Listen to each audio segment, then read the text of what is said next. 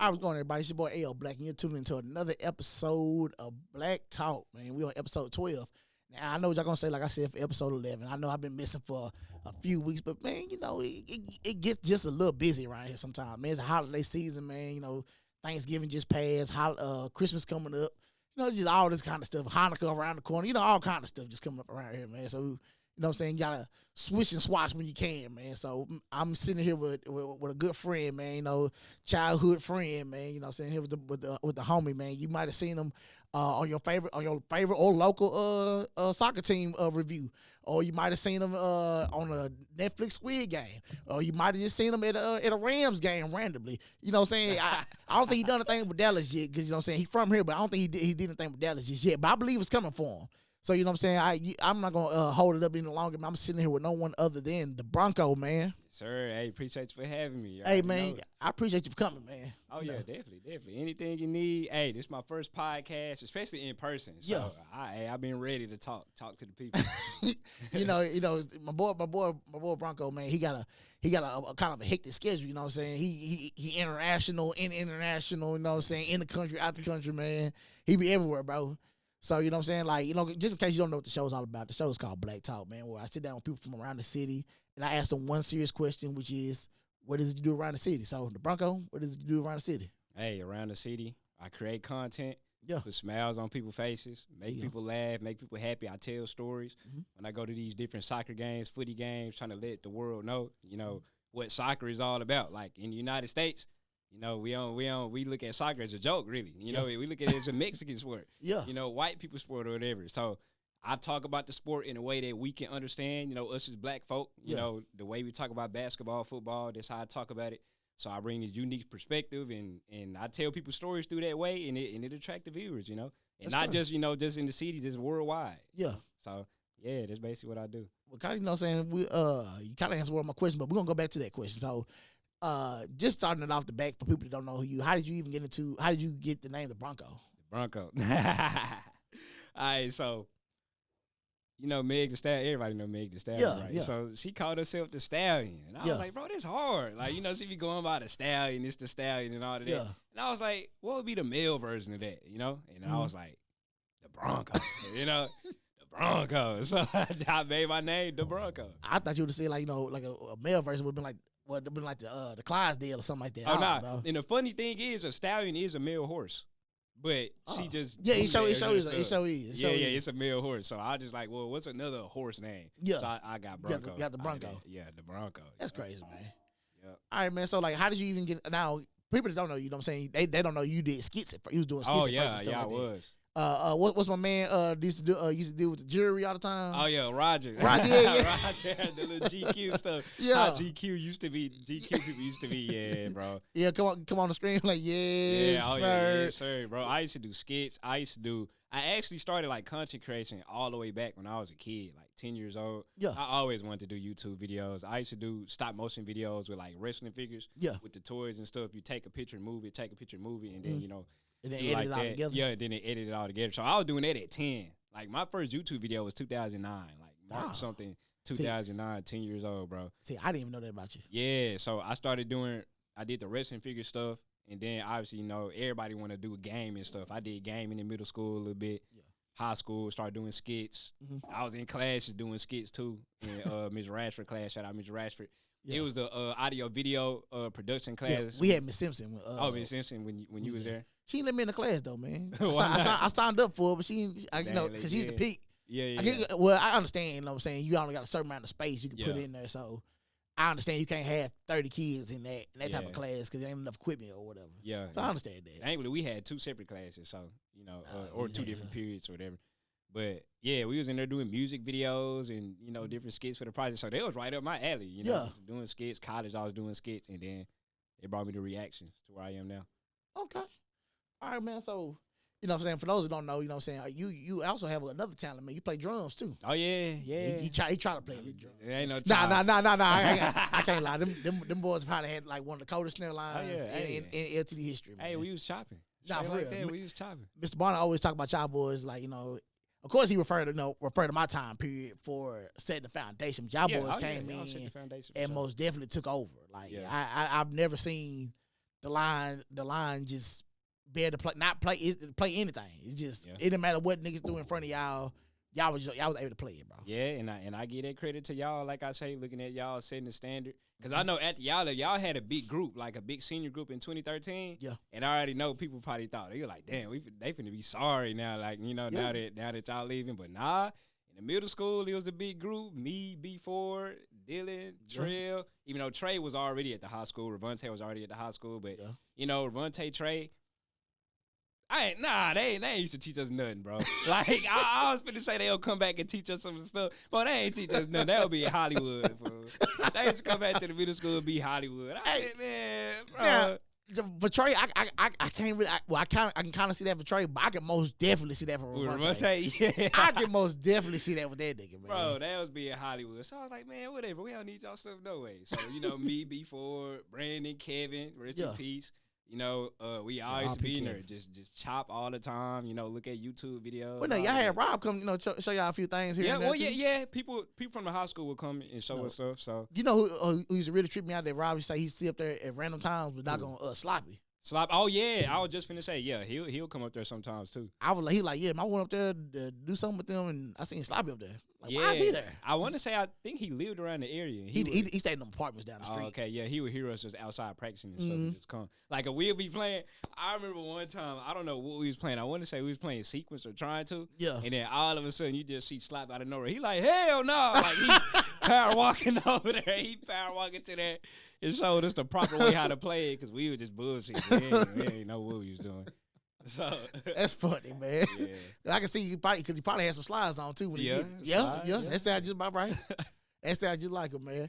So man, saying you're making content videos at a young age. So what made you really want to take it serious? Once I started making money from it, really, because I was just doing it during COVID. I ain't really had nothing to do. I was in college bored and all of that, so I was just like, man, I see people doing reaction videos. I done did everything else. I done did skits. I done did wrestling figures, stop motion. I done did gaming and all of that. So I say, man, I'll try the reaction out. During 2020, it was the COVID bubble. The basketball was on, boxing, NFL. I was reacting to all of that. And, it was just a few people watching, but somebody commented it. They was like, you ever watch soccer before? And I was like, nah, I really haven't. I was just finna ask you, like, what made you choose soccer? Yeah, nah, somebody commented it. They was like, somebody chose soccer for you. Yeah, basically. Okay. They're like, you ever watch? I was like, nah. They sent me a video, and it was like most unbelievable skills. Yeah. And the skills they was doing in the video, I was like, damn, this kind of like basketball a little bit. Like people getting broke, and just the way the game flow. It's like, bro, it's just like basketball. So I started reacting to more games and stuff and matches and players, legendary players. And I'm just like, golly, bro, this shit really live. I can cuss on here? Oh, okay, yeah. I like, this shit really live. And, from there, I went to my first game. Well, I'm going to skip over the part. I got my channel monetized. Yeah. And after I got my channel monetized, like, my channel blew up so quick. Yeah. And it got so many views. Like, I was getting money. Like, from YouTube. Reactions? From reactions. I was getting money. And that's when I started taking it serious. I was like, shit, I can get paid from this like this. And I'll take you serious then too. Yeah, exactly. So that's when it evolved. I started going to games in person, FC Dallas and all of that. Yeah. And the European game. Well, when they would come down here, but then I eventually went to Europe later. But yeah, that's where it exploded right there. And see, I used to do security for I ain't gonna say the company name because forget them. It's most definitely forget them. What happened? Okay. So we did an event in Houston. We did a rave event where we had to work the gates. Event. Yeah. Like the white dancing and yeah. Okay. Yeah. So, you know what I'm saying? We was working the gate or whatever, having to like check them before they go in there, make sure they ain't going there with no drugs. And it was a dude, I let him slide. He had a vial of cocaine. Oh. That's my first time ever seeing some stuff like that. I said, telling this man that he can't take this in here and he got to throw this in the trash. Yeah. I said, this man will swallow this or shove it up his butt before he let me do that to him. So I just like, I ain't see it. Let it go. Yeah. You know what I'm saying? The girls was like sneaking in drugs, like tampons or whatever. Yeah. They was sneaking stuff in like that. I'm pretty sure a lot of them, you know what I'm saying, was doing whatever. Because you can stay on like spend the night on the yard or whatever. Like you get an RV or sleep in your car, whatever you going to do. If you paid to get pay for that kind of parking, whatever. Yeah. Some people just leave out or whatever and go to a hotel, whatever that night, and come back. Well, we came down there that morning, Friday morning. We came down that Friday morning, and they were like, all right, yeah, we're going to work the Saturday night. I was all right, cool. So they running us through everything, and they're like, yeah, we're gonna feed y'all, we're going to eat, then we're going to go to, then we're going to work, then we're going to eat again, then go to our hotels. Yeah. So I'm thinking, you know what I'm saying, the company got money because they partner with a certain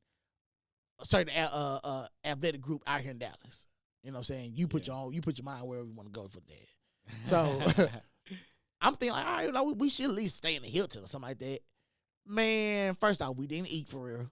They gave us some cold Little Caesars pizza, and you can only get 2 slices.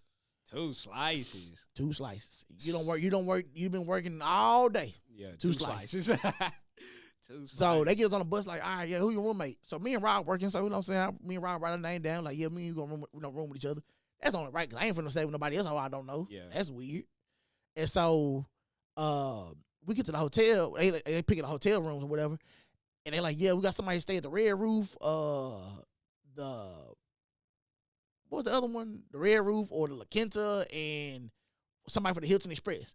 Now, all the people that was cool with the manager who was there, they got to go to the Hilton Express. Yeah. So why they split? They split all up in different hotels? Between 3 hotels, because they ain't have enough room to split. Put us all in one hotel. Yeah. So the people that went to the Hilton, they like, yeah, you know, we over here with them. You know, we know. I'm like, all right, whatever. So they put me, Rob, this quiet Asian dude, and this old white man. They put us all with him. They put us all together. Then the rest of the the young niggas and this niggas been in jail or something. They put them in the Red Roof. Yeah. So I'm like, man, I said, man, we gotta get some to eat out. I was so hungry. Now, luckily, when the Grambling band would go to Houston, yeah, I was like familiar with that area. We would stay in like the DoubleTree. Of course, you know, Grambling, we stay high class. I can't speak for other bands, but we were staying in the DoubleTree. So around there is the same area. So I said, well, I know down the street it's a Burger King down the street. Yeah, I said, let's go down there, man. So we can take our walking. It's about 10, 15 minute walk. Man, we get down there, dude. Like, man, I'm all one here, cuz. I said, all right, that's cool. I said, it's just us two. He like, all right, I'll be right back. So I take a look at the computer, look at the screen. He like, man, screen system down, man. It's doing a reset because the shift changed. So it's gonna be about an hour if I can bring it back up. I said, this nigga lying. I said, this nigga's lying, bro. I said, this nigga's lying. So we end up walking to the gas station. I said, man, we gotta do something, Rob. I said, I'm starving, man, bro. Hungry. Man, I get me 2 bags of chips and some cookies and 2 Gatorades. I just we just gonna pip it out, go to sleep. So, but that next morning, now Rob don't like Luby's. Yeah. At least he did it before. Yeah. Now, if you're in a Grambling band or you're any HBCU band, it's all y'all ate was Luby's. You gonna eat 1 or 2 places, Luby's or Golden Corral. I knew you was finna say that. Now, 9 times out of 10, Golden Corral gonna be number 1 choice. But if there's a Luby's nearby or something like, I don't know how Furs it were, but Furs or Piccadilly's or something like that, you gonna go there. But 9 times out of 10, Golden Corral, where you going? Across the street was the Luby's. I said, I don't know about you, nigga, but I know where I'm going in the morning. Going to that Luby's. So he told me, he's like, man, what could you get a Luby's? I said, well, you get what you want. I know what I'm got. I said, 2-piece chicken and them sides right there. Yeah. Man, then I looked over that nigga Rob. I said, yeah, it's good, ain't it? Yeah, boy's hungry. Boy's hungry. Man, we go back and do the next day, that Saturday night. Bro, we are literally working the far side of the event center. We was in the front where everybody else was. They like, well, we're gonna take these 2 over here and let them work the cars. So they like, well, when you do it, man, you gotta check through people's cars. Make sure they ain't got this and that. I said, it's a car, bro. If they gonna bring it in, I'm not finna go through you can't go to the consoles or nothing like that to do it. So unless it's in plain sight, can't say nothing. Yeah, just go get in. Yeah, bruh, we went to this one car, and man, it was condoms and lube and stuff in the back. I said, I'm not touching that, bro. The Rays, boy, they get freaky. Man, well, I said, y'all go ahead and go by. I'm not finna do that. It was a dude that was in Texas State Band. This dude had his whole tuba in the trunk in his uniform. Like he had the whole thing still attached, the whole tuba put together. Had the uniform laying on top. I said, did you leave a game? Like, yeah, man, I left during halftime. I said, that's the difference between y'all and us. Because at the HBCU band, you leave after halftime if you want to. That's your last day in the band. Yeah. But he like, yeah, I left, came here. Texas State? No, it was, Texas State, yeah. State, dang, left the game and then well, I guess it makes sense because it's just Texas State, I guess, because they ain't really that good at nothing. Well, my bad to all anybody who go to Texas State. But I'm just saying, he said he left and went to the rave. Yeah, with the full uniform, two was still. That's still in there. I said, I look back. I say, you in the band, bro? which is a dumb question, but still, you still gotta ask like, yeah, man. I'm in the band, bro. But I left during halftime to come here, man. I had to hear him get back. I said, well, now I walked through there the night before that Friday night. I walked through there. I didn't see what the big hype was back there. Yeah, because it's dark, it's pitch black back there. They got the stage with the lights and stuff on there. They go the doggone beat just come the whole time. I said, nah. I said, nigga, you gotta step over niggas. The niggas just in there laid out on the ground. Laid out, yeah. I said, hey, it's a cultural stuff with that stuff. I ain't like that. I said, I'm gonna buy it here now. So I feel weird in here. Yeah, it's a cultural stuff. You see some freaky stuff in there, boy. You know what? I'm glad it was dark in there because I didn't want to see. I didn't want to see certain things, man. Hey, but yeah, man, I'm doing security. Man, I was like, with that coming, I was like, bro, nah, man, nah. I never give y'all boys a shout out. Never give y'all boys a shout out. So yeah, man. So you know what I'm saying, I want to ask you too because you went to what was your major in school? 3D animation. So you was learning how to actually make video games and stuff like that? Yeah, I could have went the video game route, but it's more so animated films. Okay, so so you can make like Pixar movies. Yeah, Pixar movies. And it's funny that you say that, like Texas A&M was a feeder school for Pixar.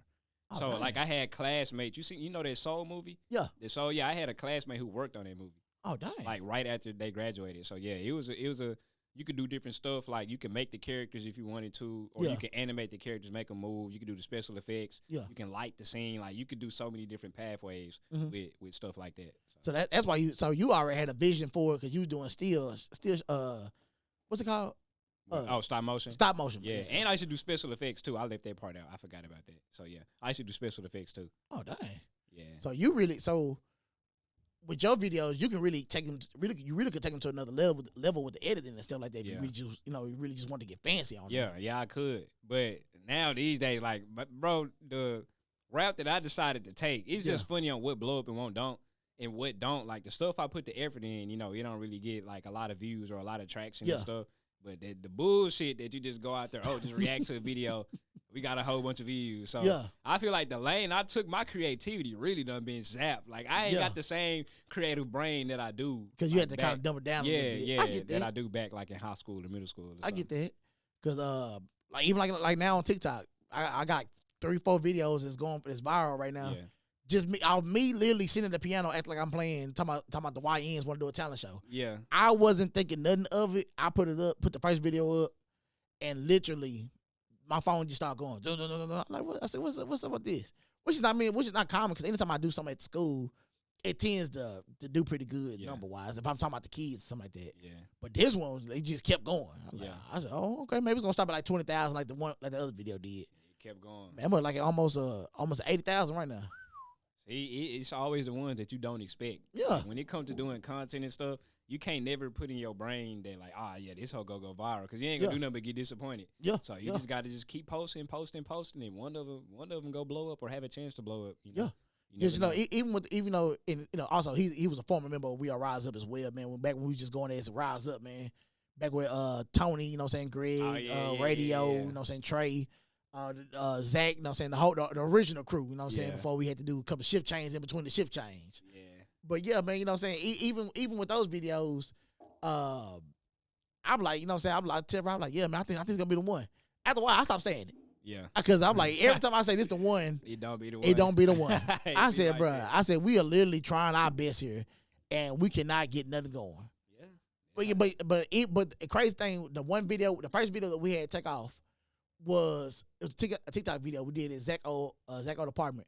It was like when the homie going through a breakup. Yeah, I already know what you're talking about. The dude was crying. And I'm just like, we literally just sitting there because it was originally Greg's idea. Greg was like, when your homeboy, get in trouble at home. Yeah. But Rob was like, dang, it's like that caption not gonna make sense because we all grown. Like, look how big and black he is with a beard. Yeah. Who's gonna believe he 14? So who came up with the Rob? So Rob came up with the caption. It was Greg's video. Caption, yeah. But Rob came up with the video with the caption of it of just putting that when a homeboy going through a breakup, something like that.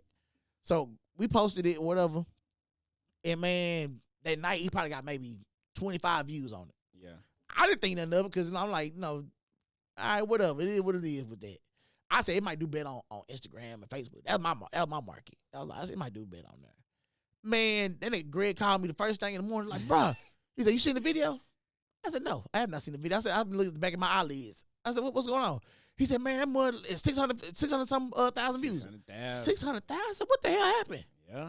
Then I said, we got here to do a part 2. Yeah. Part 2 did the same thing. Only thing killed it on Instagram. That was the day them white folks went crazy and stormed the Capitol. Oh, damn, really? We was at January 6th. We was at 21K in an hour. Damn, yeah. Let's go stop. And then out of nowhere, halt. I said, oh, they hold us, man. Yeah, that happened a lot of times when you post thinking something good happening and then something crazy happened. Yeah. And that take all the attention away from your content and put it over there. Yeah. And it ain't nothing you can do about it either. The crazy thing about it, the one thing that saved us for that video was I had a K104 sweat on from when I worked at K104. Oh, so they reposted it? Yeah, I had a plug with that one. My boy Okay. Trey, shout out to my boy Trey G and Chuck, man. Them boys, I sent them a video like, yeah, all right, shoot.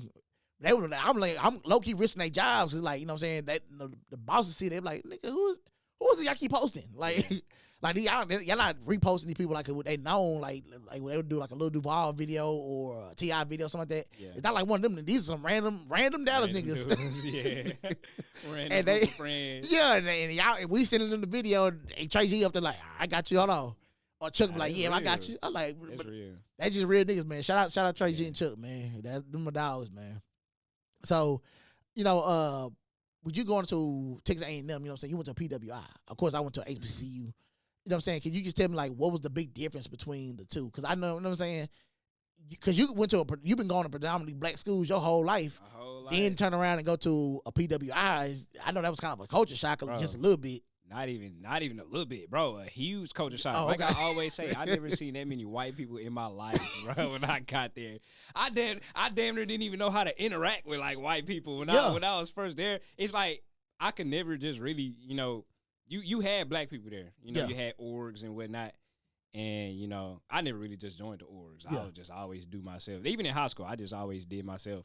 But bro, with the white people, bro, or with the people at the school, especially in my major too, because you got to realize the type of people or the people who's in my major, it's like a more like left wing type, SJW type people, and I stuck out like a sore thumb, bro. So it's hard. I couldn't really be myself with them. I had the code switch or whatever, and I could never just really be myself with a lot of the people. Every time I used to be there, I used to be like, bro, why did I come to this?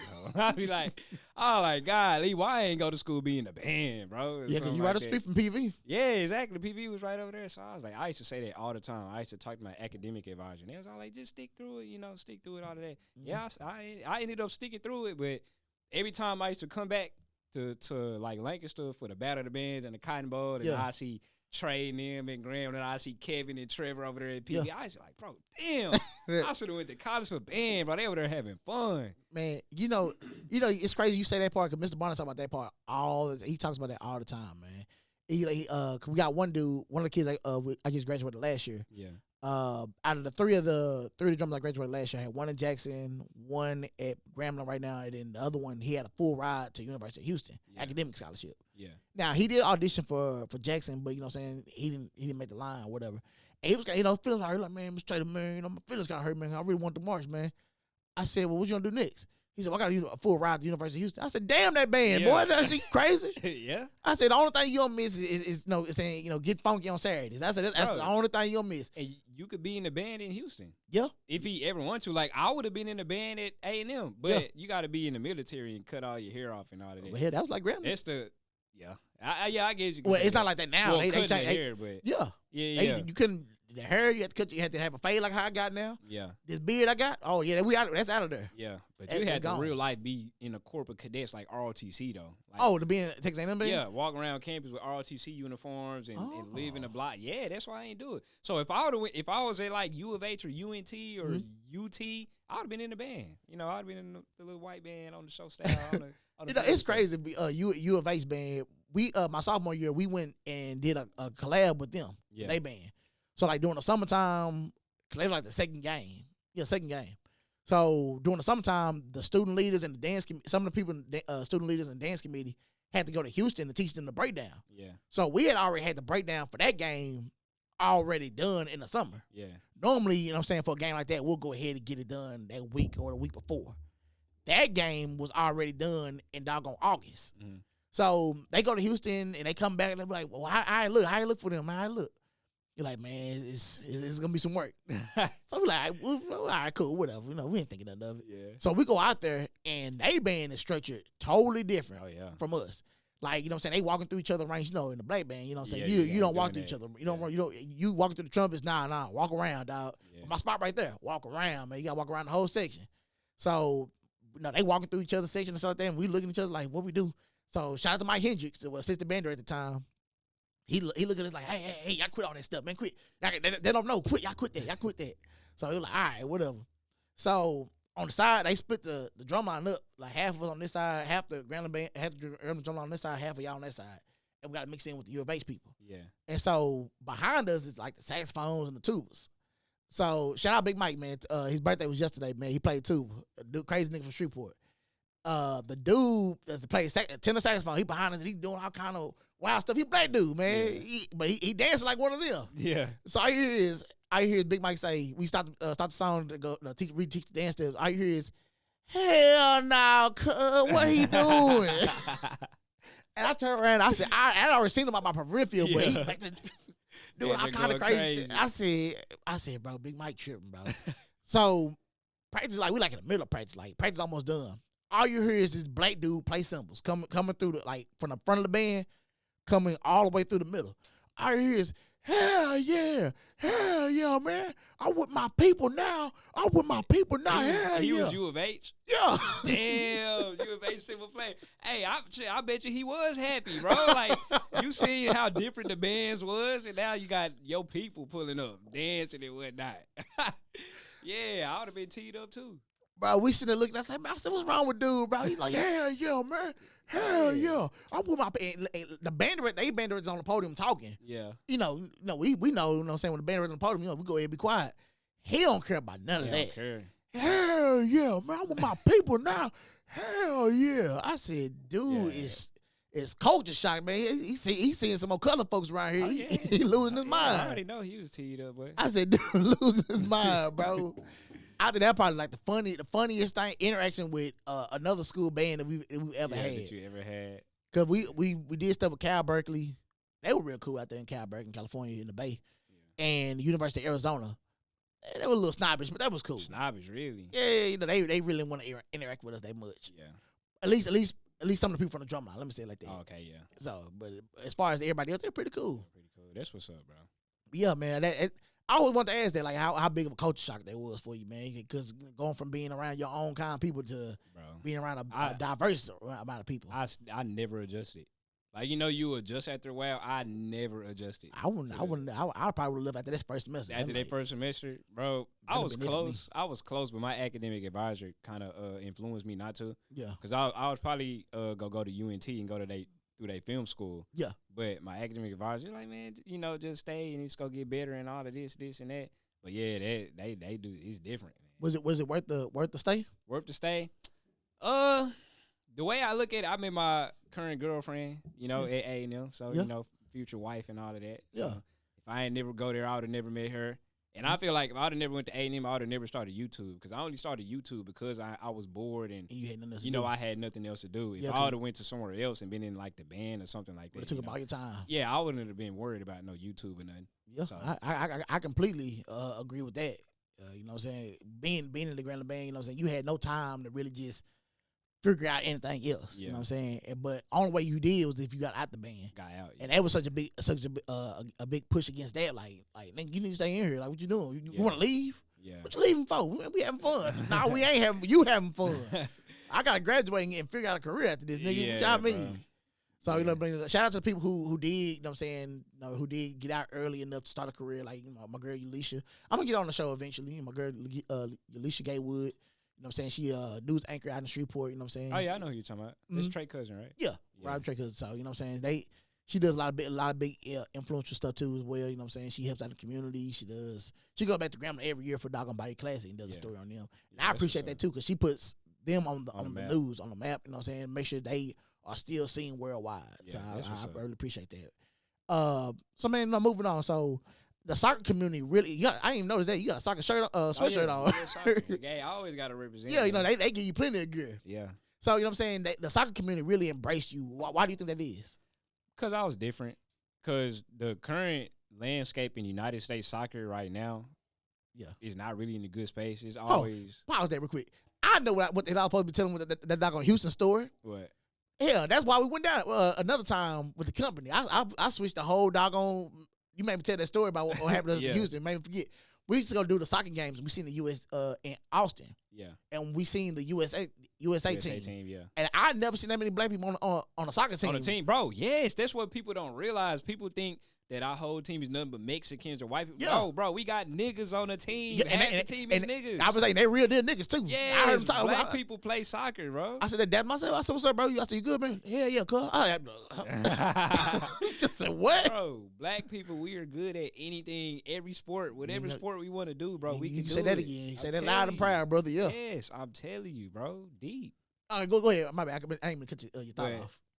What was the question? I asked, why do you think the community, soccer community they embrace you so much? Oh, it's because the soccer community in the United States, like, it's so hot. I ain't gonna say hostile, but people always arguing. It's always this versus that. Yeah. And it's not really a set culture. And people always look at it as like lame or whatever. You know, from the outside looking in, you can look at it as lame. Yeah. Like even the fans, you can look at the fans and like, bro, they fucking lame. Like, you know.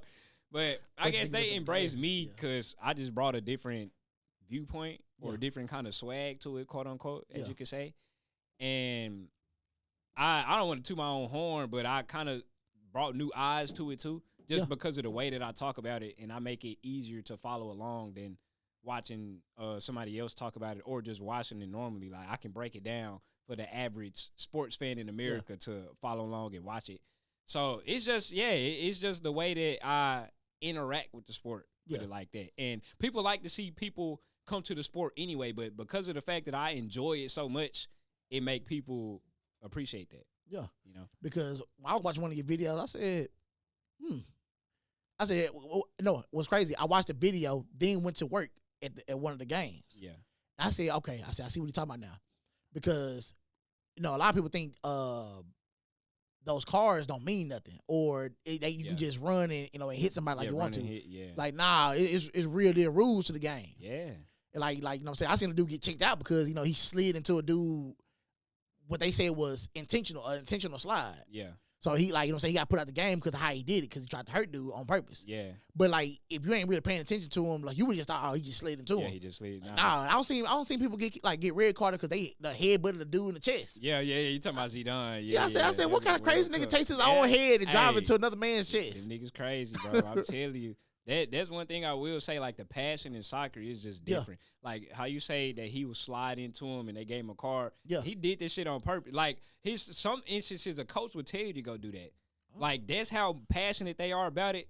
They'll throw all the rules out the window and do what you got to do to win. Yeah. It was just one moment in the World Cup, and it was an African country. It was Ghana. I want to say it was Ghana. I'm pretty sure it was Ghana versus Uruguay. And Ghana was just finna kick and score. That's some pronunciation right there, boy. Uruguay. I've been getting my pronunciations up. Oh, my mama. Yeah, Uruguay. And it was like the last minute of the game. And Ghana basically like had a wide goal. The goalkeeper was all the way over there. Yeah. And they kicked the ball to go into the goal. And the nigga on Uruguay took both of his hands like volleyball, spiked that shit out the way. You can't do that, like, can you? You can't. Hell no. Okay. He got kicked out the game and everything. But so in instances like that, so he basically cheated. Like, he just blatantly cheated. He was like, bro, I care about my country so much, nigga. I'm finna volleyball spike this shit out, and you not finna, score on this. So the goalie, the only one they can do something They can do that, put their hands on it. Yeah. Okay, he was just a regular player and put his hands on it, do that shit. And so he got a red card, got kicked out, and, in response, he get a penalty kick. When they put the ball in front of the goalkeeper and the nigga get a chance to go hit it. Yeah. But the Ghana dude for Africa, he ended up missing.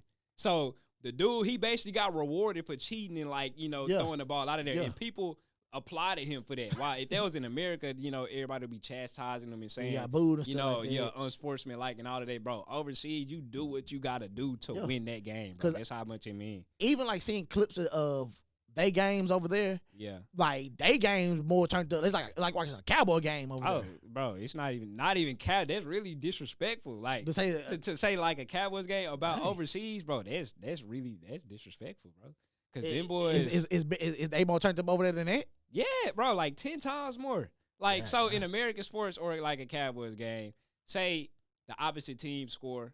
Yeah. And, you know, the player go to the sideline, get to dancing or do all of that. Yeah. Bro, if you in a away game like in Spain or something like Yeah. that, bro, if you go to the sideline and start dancing, they gonna start throwing beer at your ass. It's like, bro, they don't play none of that, bro. When you score, you just dap your teammates up and go keep back. going. Yeah, you start dancing and stuff. Boy, them boys gonna go crazy. I'm telling you, bro. It's nothing but hooligans and thugs over there, like dead ass. I'm dead serious too. They be wearing masks and. I remember the story you told when you went to London. Like you said, you almost got mugged. Oh yeah. That was Manchester. Yeah, I was lost. That's a long story. I ain't even gonna tell that. But basically, yeah, my phone was dead, and I was walking around looking how to get back, and you know. You ended up in the wrong neighborhood. Yeah, ended up by the train station. You know, the train station always nowhere. Yeah, it's always bad. Yeah, it's always bad. It had some shady individuals or whatnot. You could tell I wasn't from there. Yeah. They all they do is wear black over there. You know, they all kind of dress the same. I had on a Wu-Tang hoodie with some ripped jeans on and some forces. Hey man, yeah. Hey governor, he's not from here, bro.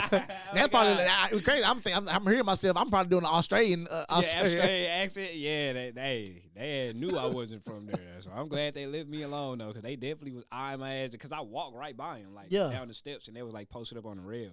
I walked right by him. I'm glad they ain't do nothing. Like, you know, say hey, man, nothing. your hood instincts I kick in sometimes. like something about this don't seem good in my ears. That was the only way I had to walk. Unless I'm walking across the train track. I'm just gonna walk, bro. Yeah, I understand that one, dog.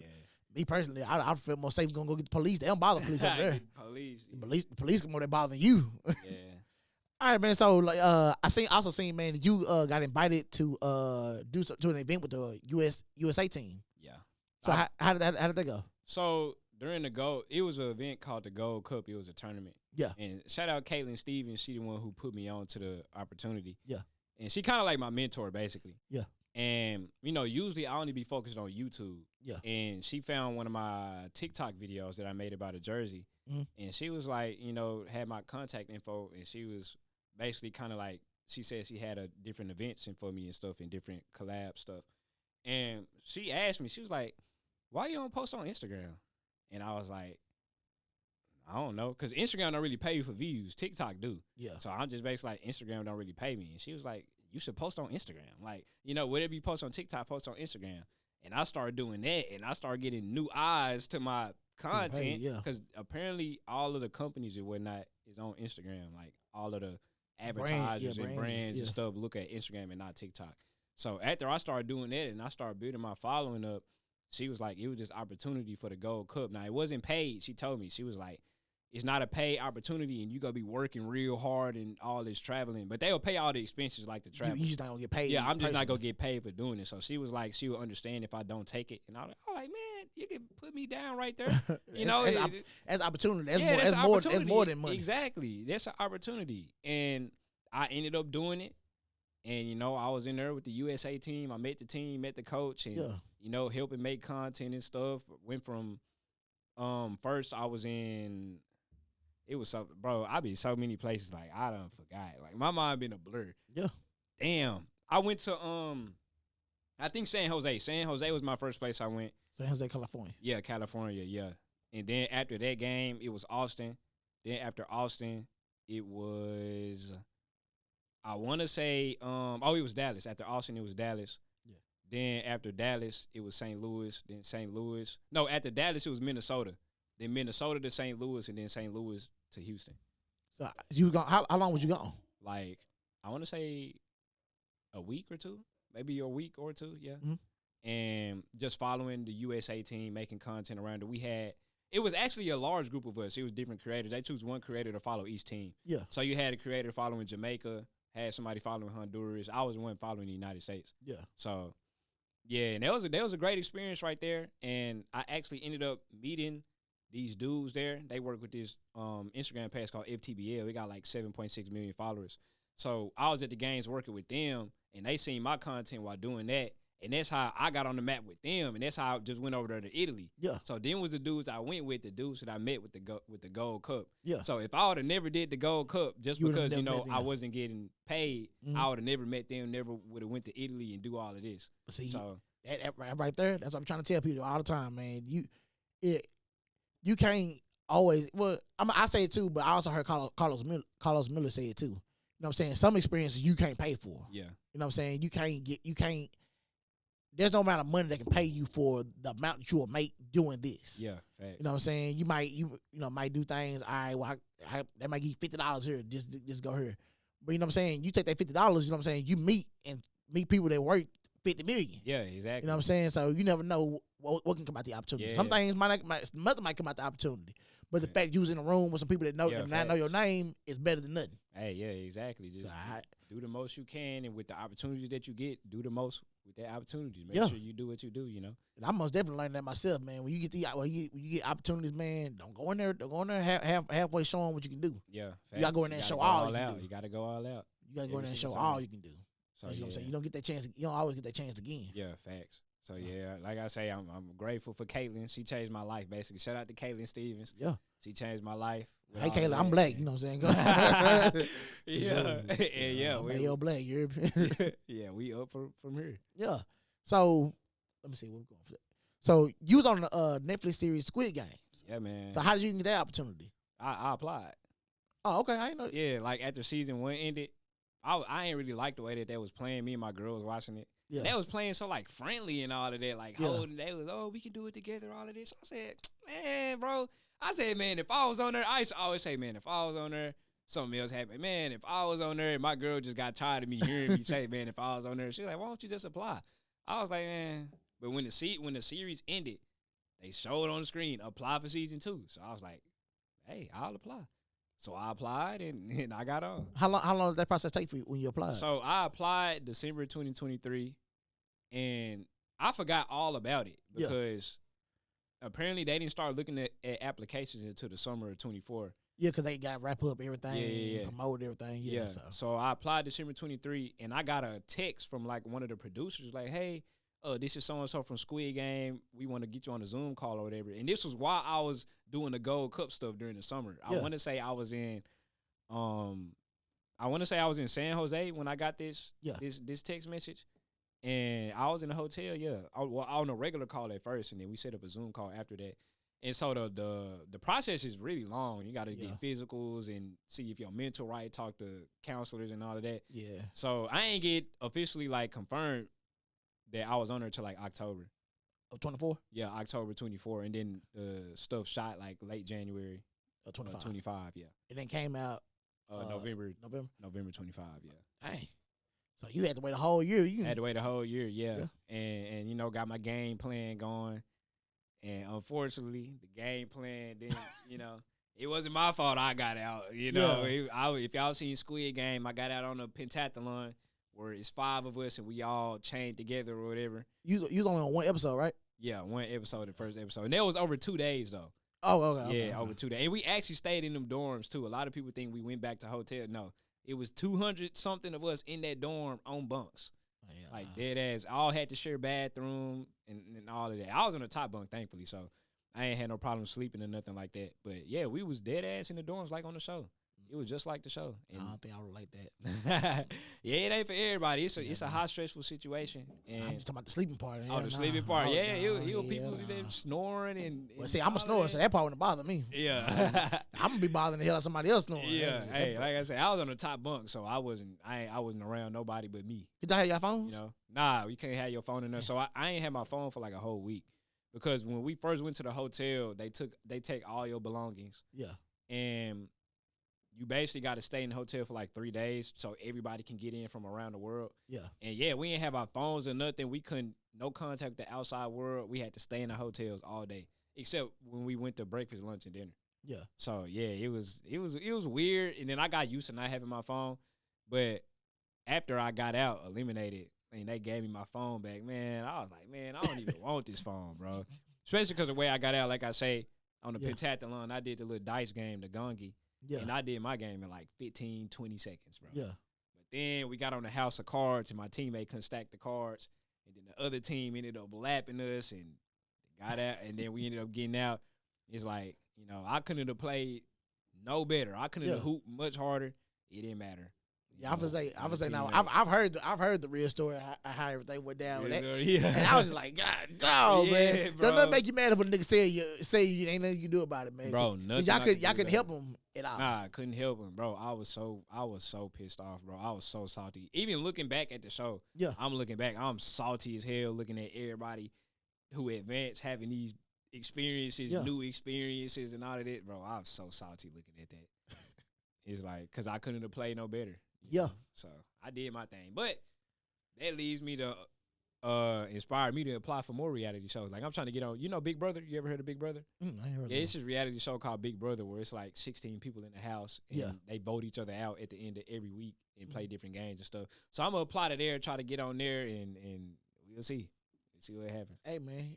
You know, I was, my thing would be more of an acting thing, kind of like if I would like get on like a sketch comedy show or something like that. I think I do better than that. Yeah. But being like one of them physical games, like I mean, that's fun. It's fun. Yeah, I bet it is. I know. I bet it is. But being like not on Survivor or Survivor. See, Big Brother is basically like Survivor, but in a house. Oh, you know, it's like more. You got to get everybody on your side. Yeah, exactly. Well, I can manipulate some people. Yeah, social games. It's all social. I can do that because people are socially awkward nowadays. Yeah, hey, facts. I'm quiet, but you know what I'm saying, to go ahead and get things going, I go ahead and talk. Yeah. But then I'm also very observant too, so I'm like, all right. Yeah, see, you'll fit. You'll fit for a reality show. Yeah. You'll do good. Shit, I might shoot me the application. I might fill it out. See something your way. Might mess around, end up on the episode together. I don't know. Yeah, hey, exactly. We already had an alliance. Yeah. Yeah. Now the only thing about it, when we get to the end, like, hey man, if I win, I'll break y'all half of it. But you cross me, man. Hey, dog. I ain't gonna hold you, bro. I'm crossing everybody. I told everybody, hey, only one person can win. So ain't no lie. I told my friends in the dorm, in the Squid Game dorm, I'm like, bro, if we make it to the end, you know, it's every man for themselves. Like, I'm finna hoop. Yeah. Shit. Cause I got to get this money and take it back home. Yeah, exactly. That money belongs in Texas, and I don't mean the state of Texas. I'm talking about me, Texas. Yeah. I'm Texas. Yeah, man. But yeah, that was a crazy experience. I just be wanting to, after college, especially because my college experience was like very underwhelming. Yeah, I would say. So like now, it's just that I want to experience as much different experiences like as possible. You know? Yeah. So I just be doing shit. Like every time people see on my Instagram and might at a different state or out the country, they like, bro, what are you doing now? I'm like, shit, I don't know. I'm just doing shit. Yeah, I'm just out here living, you know. I feel I'm to have as many experiences as I can. Yeah, cause you know what I'm saying? You don't want to be, you don't want to be 60 and 70 years old. Like, dang, I ain't did nothing. Yeah, live with regrets and stuff. Yeah. Or be like, or now I'm able to do it. You can't enjoy it. Yeah, exactly. So you go somewhere out of the country now. You know, at 60. Shit, the first thing you want to do, hey, I'm gonna catch a nap real quick. Yeah, get sleep. Yeah, mess around and wake up. It's tomorrow. Yeah, you know what I'm saying? You'll miss the whole day taking a nap because you know you tired. Your body tired. Yeah. So I say go ahead and do it while you young and before you had kids. Old niggas tell me that all the time. Like, man, make sure you do everything you want to do before you had kids. Don't rush and get no kids, man. I be looking at niggas like they on baby number 5 or 6. Bro, hey. I'm like, y'all ain't did nothing. Bro, I feel pressured to have a kid like soon, because like I'm the baby of the family. Yeah. I got an older brother and an older sister. Mm-hmm. Neither one of them having no kids, bro. My sister like 40 or pushing 40. My brother just turned 30. He ain't having no kids. I'm the last hope to have some grandkids, you know. And I don't want to have kids. My parents too old. Like I want to have it at the right time. Yeah. But it's just like I'm in limbo now because I want to live my life, but I want to have kids at the same time. Then I got to get married and all of that. See, with that kind of logic, man, since they want a grandbaby so bad, you had a baby, that is y'all baby. We gone. We out. Yeah, we out. We out, man. House all day. Nah, for real. Yeah. Mama, she got 2 grandbabies, you know what I'm saying? Shout out my niece and nephews, man. My niece and nephew, Jen and DJ, you know what I'm saying? They was always over there, you know what I'm saying? They be like, hey, we finna drop them off. All right, come on, bring them over. Oh, yeah. Like, cool. then they start being like, hey, y'all come back to get them? Like, nah, they stay. Don't try to get rid of them now. Yeah, that's most definitely. I'm telling my mom, all the time. When it's time for me to have kids, best believe they coming over there. They gonna be over. My girl, she first thing she told her people told me when I met them was, like, you got a passport? I said, nah, I ain't never got a passport. Well, you gotta help me get your passport. Get your passport. My 30th birthday, we went to Punta Cana. I said, I don't know. I don't want to go back home. Hey, that's how it just was. I was just in Miami. I say, bro, I don't want to go back. I went to Miami for my 29th birthday. Yeah. I ain't got to go back there. Why not? Miami, it was all right. It was. Well, what part was you at, though? Because it depends. We was in South Beach. South Beach? Yeah. Oh, you ain't really like it? Not really, bro. It don't look like it don't feel like how it be on the movies. On the movies, really? See, I can't lie to you. That food out there, trash, boy. What you had? Well, yeah, it's an acquired taste. Cause when I was there, like the people I was with, they like doing South American stuff. So we went to a Peruvian place and in a Cuban place. I want to say. I think we went to a Cuban place too. I think that's the first place we went to. Yeah. He's like, hell nah, I didn't like it. Nah, this one ain't it. Yeah, but a place we went to called Breakfast Beach, that was really good. This Jamaican place we went to, that was really good. The Jamaican spot. And this Chinese place we went to was real good. But like any other stuff we had was like, I guess it was iffy. Yeah, I mean that's how it is. Trying other culture food, Miami a melting pot and stuff. Yeah, so I learned that. I learned that. Yeah, it's nothing but I want to see shit. Damn near the main language they speak down there is Spanish, bro. Like that's all you see Spanish everywhere. I'm like, down in Miami. I felt the hell out of Spanish. My line brother Johnny. Shout out to my boy Johnny. He took my last Spanish. No, he took both Spanish. I got kicked out of Spanish. Got kicked out.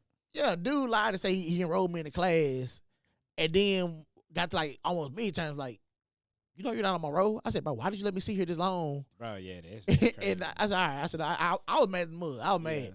Because I'm like, I was trying to graduate, you know what I'm saying? And stuff. I said, man, I just did straight a line. Told my line brother, I said, look at man, you from Dominica. So look, you know what I'm saying? You do the Spanish and I'll take the final quiz. But hopefully your grade, you got me in there high enough to where if I fail this mud, it won't do nothing to me. Yeah. So I did that. And it was crazy. Straight line had called me like the week of graduation. Like, yeah, man, you know what I'm saying? They say that on the proxy, you know what I'm saying? They see you moving and stuff like that. I said, nigga, I was in the house. Like, I mean, it wasn't my house I was in. He like, yeah, man, I understand, man. He like, well, what you need the grades by? I said, nigga, graduation is this week. I need them things like today. So he like, oh, yeah, we graduated from. I said, graduating from Grambling State University. He said, oh, HBCU, man. He said, shit, I got you, man. I went to FAMU. And I knew it was a nigga on the phone. I said, oh, yes, sir, we good. Right there, he said, don't worry about it, boss, man. He said, don't worry about it, bro. I got you, man. You gonna have them things about the next 30 minutes. Yeah, that connection, boy. I said, boy, ain't God good, boy. Yep. I said, ain't God all good. The time. Because God, dog, Grambling trying to make it so hard for me to graduate, man. Yeah. I tell you, me and my sister say it all the time, like, boy, I did not enjoy that graduation experience, man. I don't know if you had the same experience graduating with from Texas A&M. Well, like the ceremony or like trying to graduate? Trying to graduate. The week of. I graduated on a Friday. Yeah. I found out Wednesday I was graduating. Damn. So I wasn't able to really tell a lot of my family to come down there and stuff like that. At that point, I didn't even care. Yeah, you ain't care. I didn't care. I was sitting outside on the KK side plot, and man, I'm just texting my advisor, the department head. I'm like, hey man, like they say anything? Yeah. And he like, look, man. He said, if I don't call you and tell you otherwise, man, you go ahead and you know what I'm saying, get yourself prepared to graduate. I done already bought my cap and gown and stuff, and you know what I'm saying, all this different kind of stuff. I'm like, God, dog, boy. I said, I don't know. I was on the phone with my best friend Shay. I said, man, I don't know, man. So he sent me that message like, man, if I don't tell you to do nothing else, man, you graduate, man. You all gonna be a graduate come Friday. Boy, tears started rolling down my face. I was like, God, dog, man. God is good, man. I said, God, dog, bro, please, just easy, man. Take it easy on me, man. Yeah. Grambling got to do better with that. I don't know if they still bad at that now, but God, dog, they had to do better with that. Yeah, my graduation experience, it was just pretty straightforward. I almost didn't care. Like, I was more happy at my high school graduation than my college graduation. I feel you on that one, too. Like, high school, you there with the same people. I've been in Lancaster my whole life, bro. Yeah. Pre-K to 12th grade. I came from first grade. First grade? Okay, well, yeah, all these people you've been with since you was a kid, grew up with, and now y'all finna graduate. Yeah. So that hit harder for me than in college. Like I said, in college, I was just like, oh, this is cool.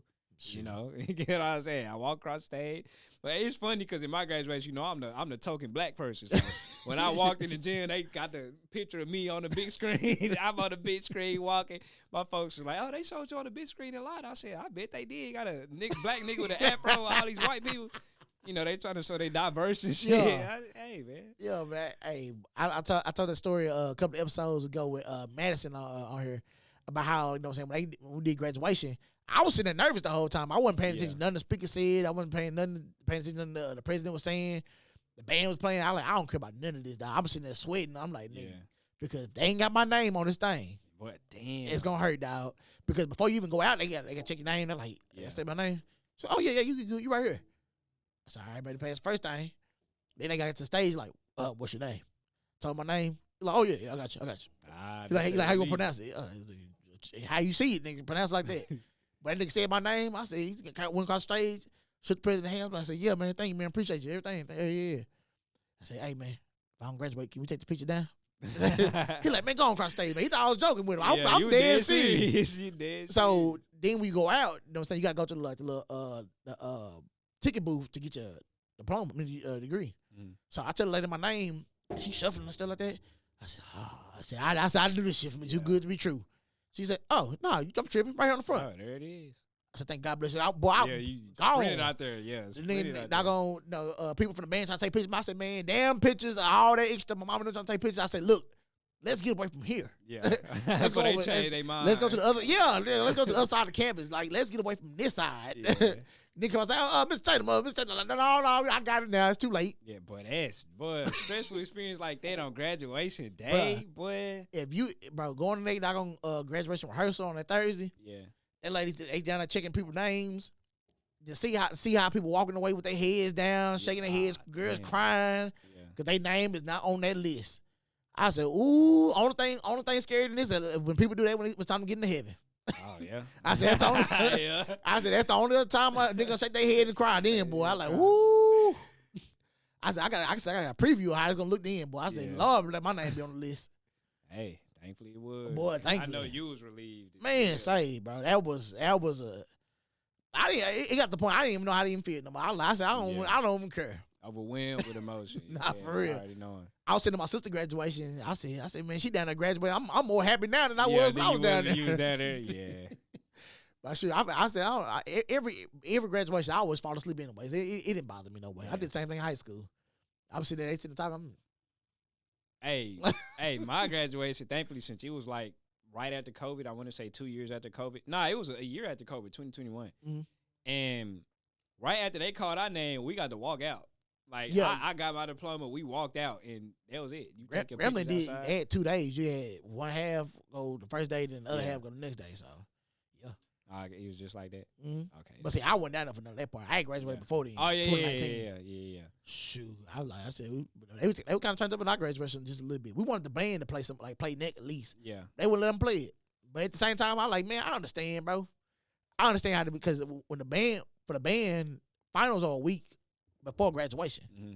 So you didn't already finish your finals. The band don't get to go home. So they got to stay the whole week. Yeah, I know, yeah. I said, yeah, I understand, bro. If y'all ready to go, man, y'all boys go home, go, man. I completely understand, bro. Yeah, I want to say I would want to do that if I was, graduating Grambling, because I seen a video on YouTube or something like that. My freshman year, we did that. Yeah. I forgot who the speaker was. Who was the speaker? It was somebody. It was a black activist. He like, I just want to hear the Grambling band play that Nick one time. Yeah. So the bender at the time, Dr. Panay, he like, nah, man, nah. So he made us play Nick. Yeah. So we ended up playing it. I know it was teed up. Nah, for real. Like, it was cues out there hopping. Yeah, everybody hopping. Everybody was going there going crazy, man. Them Louisiana niggas off there going crazy. Get the GSU chant, man. It was crazy. Somebody, like, it turned into a doggone party. Like, I feel like, like a pet rally or something. So y'all don't do that every year? Hell no. Oh, damn. I thought y'all did that. I thought it was tradition. It got to the point to where Dr. Panay would sneak us out of graduation. So when they turn around, because like we would sit behind the stage. Yeah. So when they turn around, be like, oh yeah, can we hear this about the band? Like, band gone. Band be gone by the hour now. Yeah.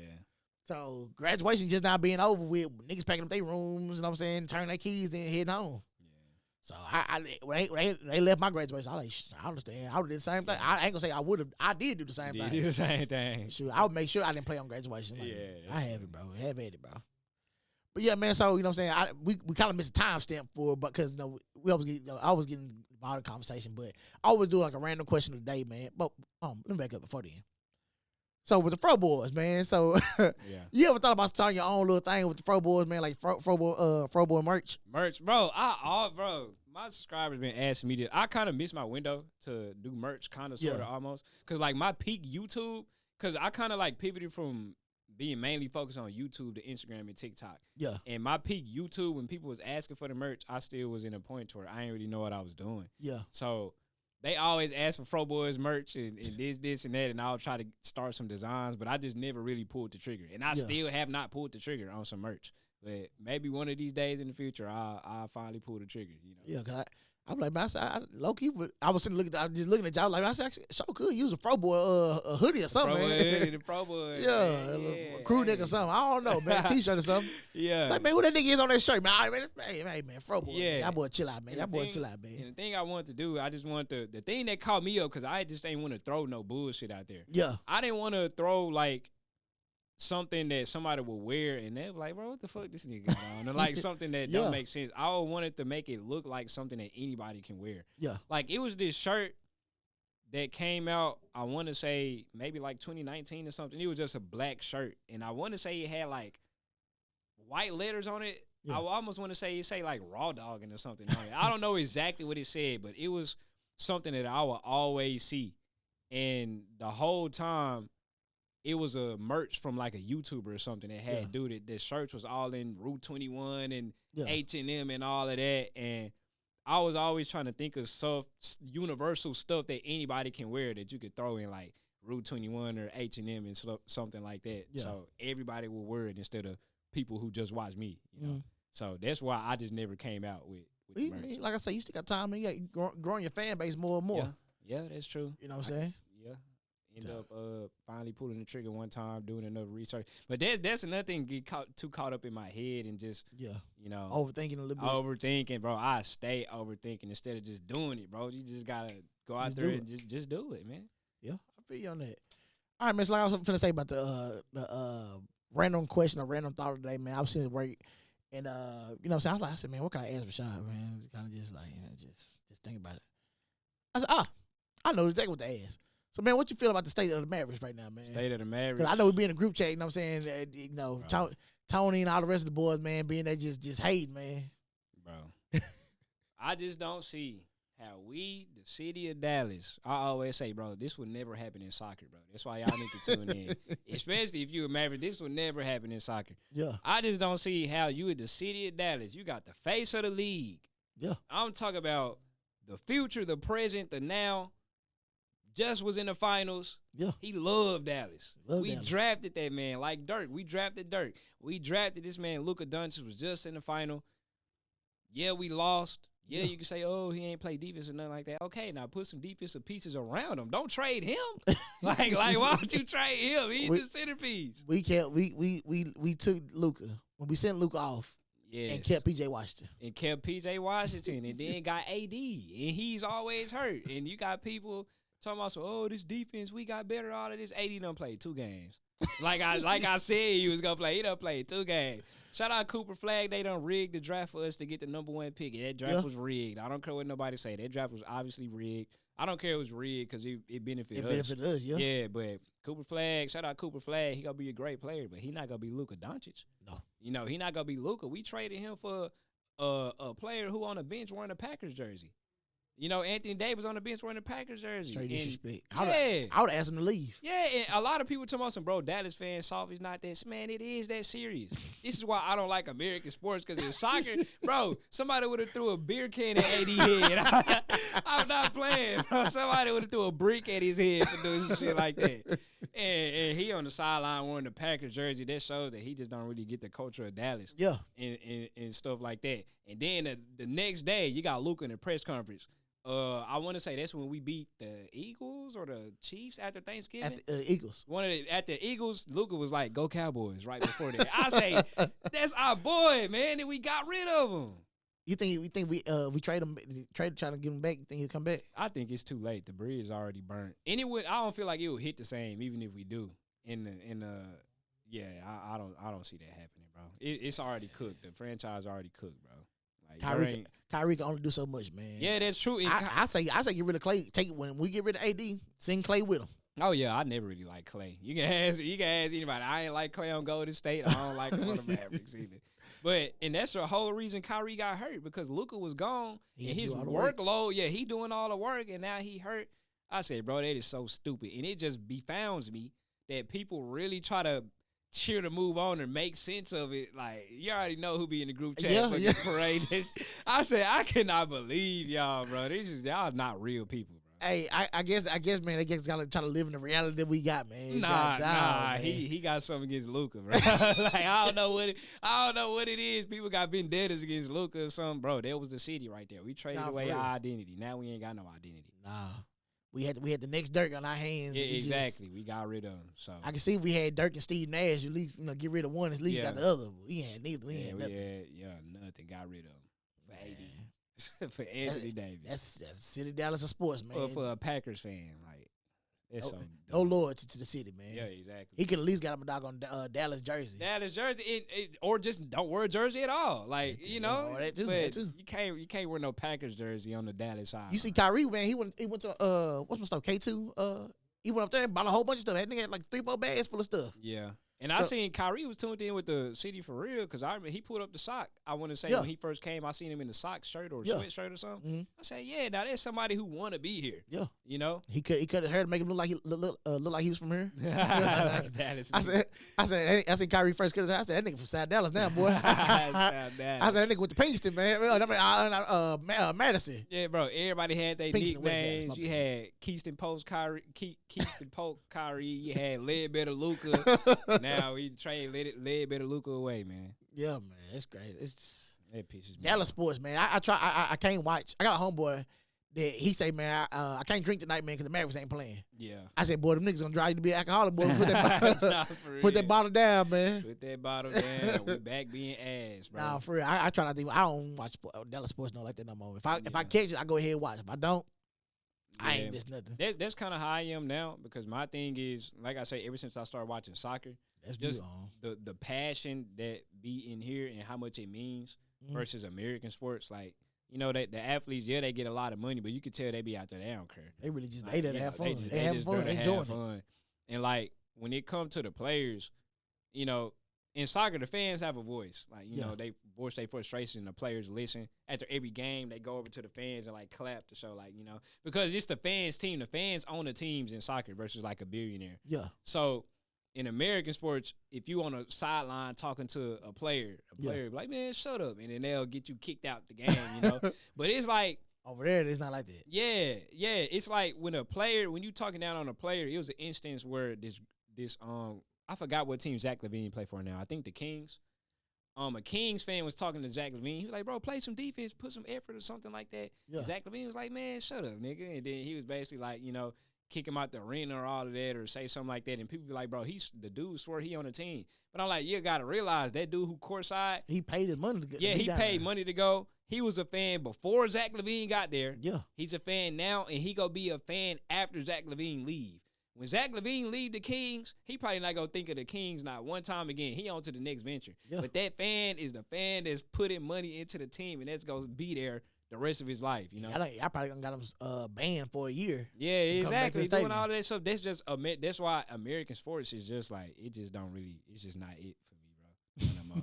If the Cowboys is good, I'll still be tuned in, but the Cowboys lost my trust in 2019, all the way in 2019. Now I just watch. I don't even put my emotions in it. I don't either. They be so up and down. I'm like, man, you gonna watch the game tonight? If I catch it. Yeah. But I'm not gonna put no real effort. Yeah, exactly. No real effort. But college sports is kind of different though. Like, I get real invested into that because college sports is the most similar thing we got to like European soccer or the atmosphere, just because the fans are more in tune with it. I like watching Alabama fans. Alabama, man. Bro. Them niggas is sick right now, boy. Yeah. Hey, it's a dude on TikTok. He be making videos about Nick Saban come talk to the current coach. Yeah. He like, man, he said, can you leave me alone? He said, I'm not gonna do it, so you quit asking. Yeah. Oh yeah. So quit asking. Yeah, I seen that video, bro. That is hilarious, bro. I love college sports, bro. I watch that over professional any day, bro. Yeah, I be seeing a lot of people really just like be so zoned into college sports. Yeah. They really don't watch NFL sports like that. Yeah, exactly, because it's just a different vibe, and like I said, it means something. It's passion. You get to be a part of something great. You at the game, you chanting. Yeah. You know, you it feel like you a part of the team. Yeah. You doing the chants, you cheering, you making the team get offside, and then your team would do all of that. When I was working security, I actually worked the Texas A&M game. It's so damn loud in there, bro. Oh yeah, hell yeah. It's so loud in there, bro. I was like, God, dog, man. Hey, yeah. I said, this it low key sound like Bayou Classic in here. Yeah. No, Bayou Classic, like that's the biggest HBCU game of them all. Yeah. I said, God, dog, man, if it's louder than this, it's double that, like double. Oh yeah, double. I was like, God, dog, bro. Yeah, and it's like, was it like in College Station, or was it when they was? It was in College Station. Oh, it was in College Station. Yeah, I forgot who they were playing, but at that point, it didn't matter who they were playing. Yeah, it was so loud in there, man. It get crazy. And I remember, it's a funny thing that you brought, like the crowd. You know how I say the crowd is like almost you a part of the team. Yeah. I forgot who I was arguing with. I think I was critiquing somebody like on a drum line or something they was playing, and they was like, nigga, he ain't got no swag hours or something like that. yeah. And then I was like, nigga, I ain't got no swag hours. I got SEC hours, nigga. I be at the game, A&M, I'm a part of the 12 man. We got the 12 man, nigga. We on the team. Hey, man. I got SEC hours, man. Hey, man, nigga tell you got no swag hours, man. Lucky you want to make one punch him, man. I say, man, fuck y'all.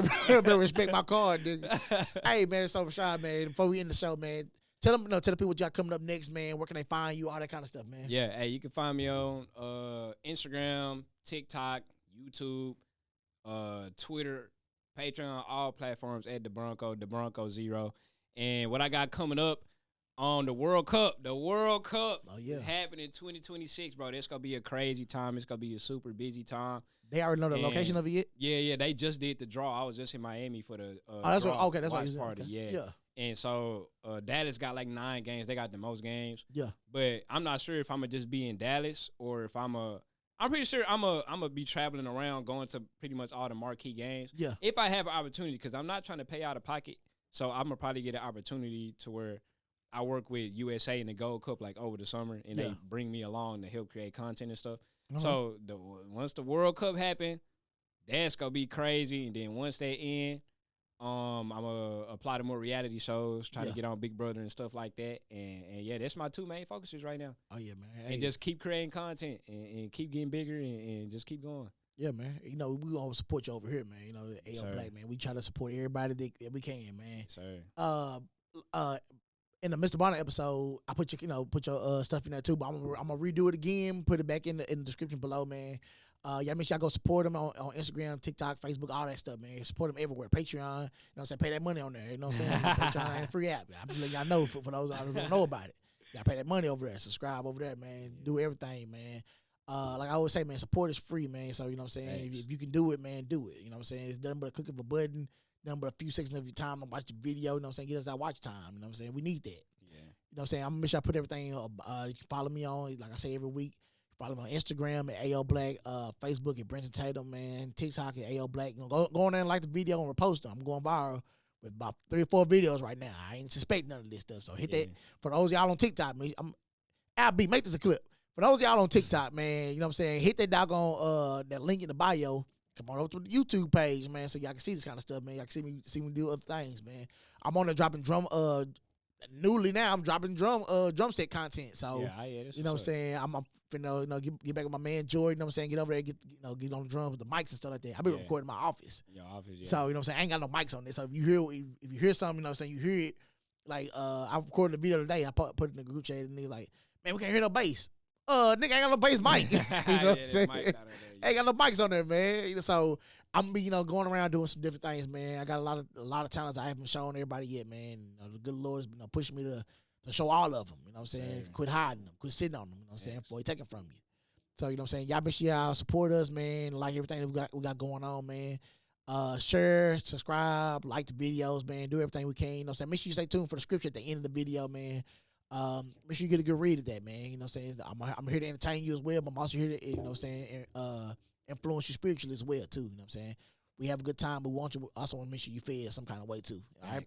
So until next week's episode, man, or the week after next, I gotta check my schedule, man. You know, football season over with. Never mind, I ain't gonna bring it up on camera.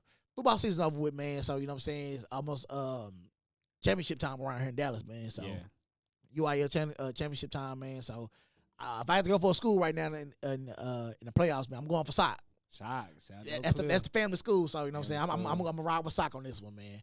Now normally you would never hear me say nothing like that, but my school ain't in there, so I gotta ride with somebody, man. So like I say, y'all be still in the next week episode, man. You know, subscribe to him, go over there, look at what he's doing. Subscribe to me, man. Share what I'm doing. You know what I'm saying? We'll holler at y'all next week. Yes, sir.